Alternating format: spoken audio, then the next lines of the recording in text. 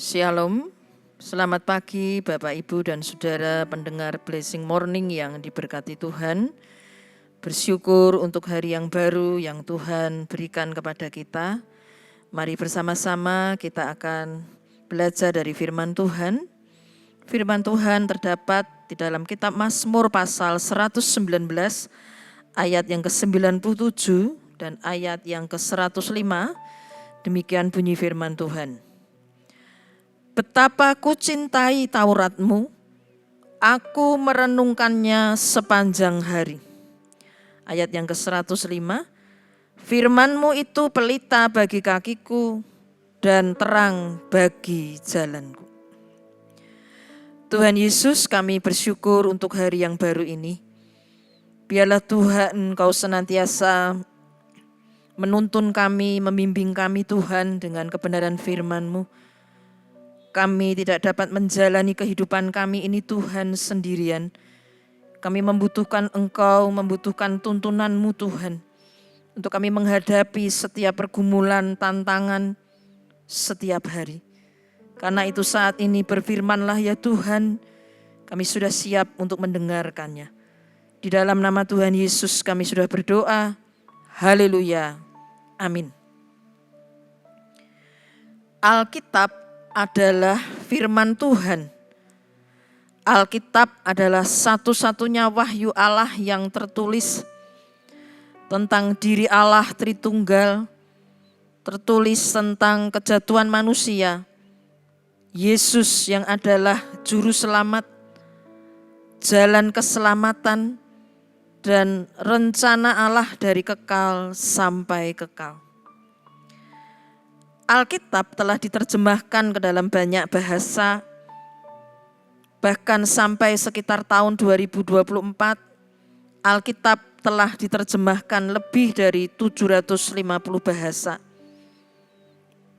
Perjanjian baru telah diterjemahkan ke dalam lebih dari 1.700 bahasa yang lain. Alkitab dalam kata bahasa Yunani adalah biblos, artinya buku atau kitab. Diterjemahkan Bible dalam bahasa Inggris dan Alkitab dalam bahasa Indonesia.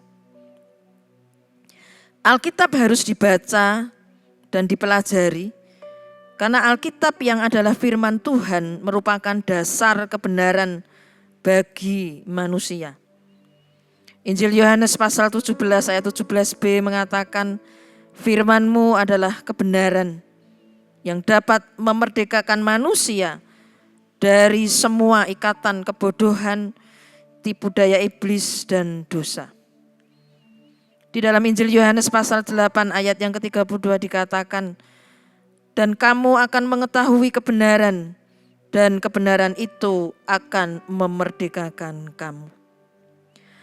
Ada sebagian orang yang tidak suka belajar firman Tuhan dengan berbagai alasan. Antara lain alasannya karena sulit, kurang dapat memahami kebenaran firman Tuhan, atau membosankan. Padahal orang Kristen atau orang percaya membutuhkan firman Tuhan untuk kepentingan dan kebutuhan yang berbeda-beda. Anak-anak, remaja, pemuda, dan orang tua membutuhkan jawaban untuk pergumulan mereka masing-masing. Jawaban atas kebutuhan anak-anak dan orang tua tersebut ada di dalam firman Tuhan. Tuhan menghendaki supaya umatnya mempelajari firman Tuhan. Orang tua yang mempelajari firman Tuhan maka akan dapat mengajarkan kepada anak-anak mereka. Pemazmur Daud menyatakan di dalam kitab Mazmur pasal 119 ayat yang ke-97. Betapa ku cintai Taurat-Mu, aku merenungkannya sepanjang hari. Pernyataan ini menunjukkan kasih pemazmur untuk firman Allah.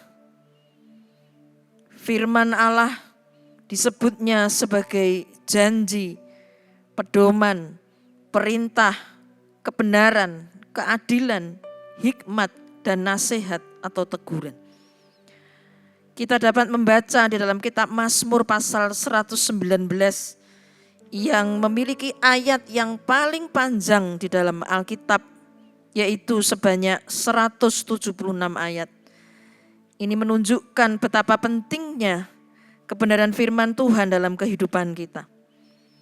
Di dalam Mazmur pasal 119 ayat yang ke-105 dikatakan, firman itu pelita bagi kakiku dan terang bagi jalanku.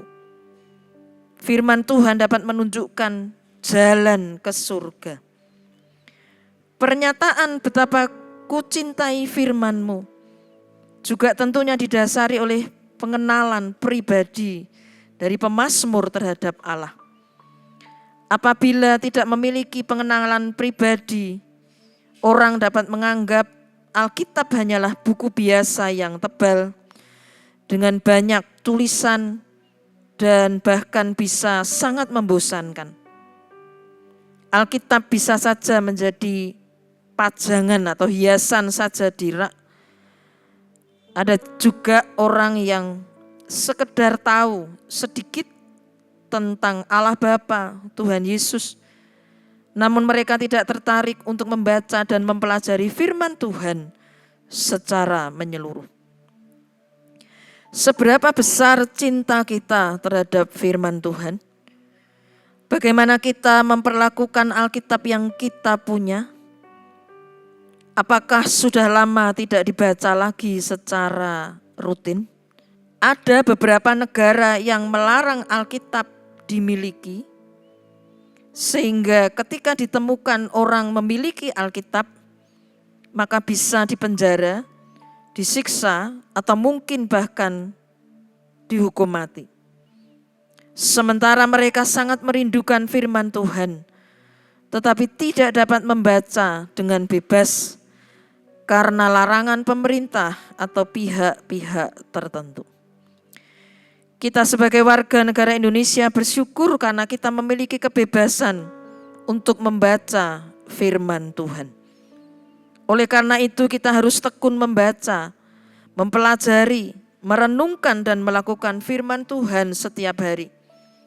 Agar kita semakin mengenal isi hati Tuhan, kehendak Tuhan dan janji-janji Tuhan. Tuhan bekerja di masa-masa sulit dengan tetap memelihara anak-anaknya. Seperti kita diingatkan dengan kitab Mazmur pasal 23 ayat yang pertama, Tuhan adalah gembalaku, takkan kekurangan aku. Banyak ayat firman Tuhan yang dapat menguatkan kita di saat lemah, sehingga memberikan kekuatan baru bagi kita. Seperti ayat yang sudah sangat kita kenal dalam Filipi pasal 4 ayat yang ke-13. Segala perkara dapat kutanggung di dalam Dia yang memberi kekuatan kepadaku, dan masih banyak ayat yang lain. Oleh karena itu, marilah Bapak, Ibu, dan Saudara, kita senantiasa merindukan firman Tuhan yang sanggup menguatkan, memelihara, memberikan pengajaran dan nasihat, serta menghibur kita. Dan kita dapat mengatakan seperti pemazmur Daud, betapa ku cintai Taurat-Mu, aku merenungkannya setiap hari. Amin. Tuhan Yesus, kami bersyukur pada pagi hari ini. Kebenaran firman-Mu yang menguatkan kami. Kami bersyukur Tuhan memiliki Allah, memiliki firman-Mu yang senantiasa akan menjadi petunjuk, memberikan kepada kami kekuatan, penghiburan.